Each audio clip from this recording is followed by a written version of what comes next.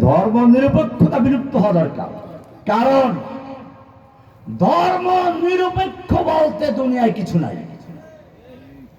হিন্দুরা ধর্মের পক্ষে না বিপক্ষে, খ্রিস্টানরা ধর্মের পক্ষে না বিপক্ষে, বৌদ্ধরা ধর্মের পক্ষে না বিপক্ষে, মুসলিমরা ধর্মের পক্ষে না বিপক্ষে।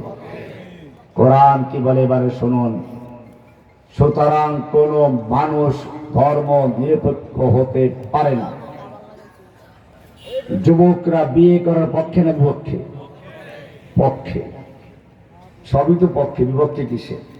কোরআন শুনুন কি সুন্দর করে বলছে। আল্লাহ বলছেন সূরা আলে ইমরান 19 নম্বর আয়াত, ইন্নাদ-দীনা ইনদাল্লাহিল ইসলাম। আল্লাহর কাছে শুধুমাত্র মনোনীত একটা দিন, তার নাম কি? আল্লাহর মনোনীত দিনের নাম কি? ইসলাম। আল্লাহ মনোনীত করছেন ইসলাম। যে ব্যক্তি নিজেকে ইসলাম বাদ দিয়ে ধর্ম নিরপেক্ষ মনে করে সে আল্লাহর পক্ষে না বিপক্ষে?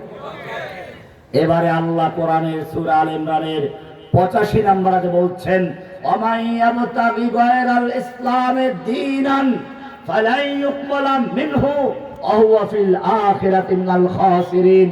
ইসলাম বাদ দিয়ে যে ব্যক্তি অন্য কোন দিন তালাশ করবে, অন্য কোন ধর্মের মধ্যে কোন কল্যাণ খুঁজে বেড়াবে, অন্য কোন মতবাদের সমাজতন্ত্র, গণতন্ত্র, রাজতন্ত্র, অন্য কোন মতবাদ খুঁজে বেড়াবে, আল্লাহ বলেন ফালাই ইউকবালা মিনহু, সেই ব্যক্তি যত দিনদার হোক, নামাজি হোক, রোজাদার হোক, যত যা করুক, ফালাই ইউকবালা মিনহু, তার কিছুই গ্রহণযোগ্য হবে না। ওয়া হুয়া ফিল আখিরাতি মিনাল খাসিরিন। আখিরাতে সে ফিরআউন, হামান, নমরুদ, আবু জাহল, আবু লাহাবদের দল অন্তর্ভুক্ত হয়ে ক্ষতিগ্রস্ত হয়ে জাহান্নামে যাবে।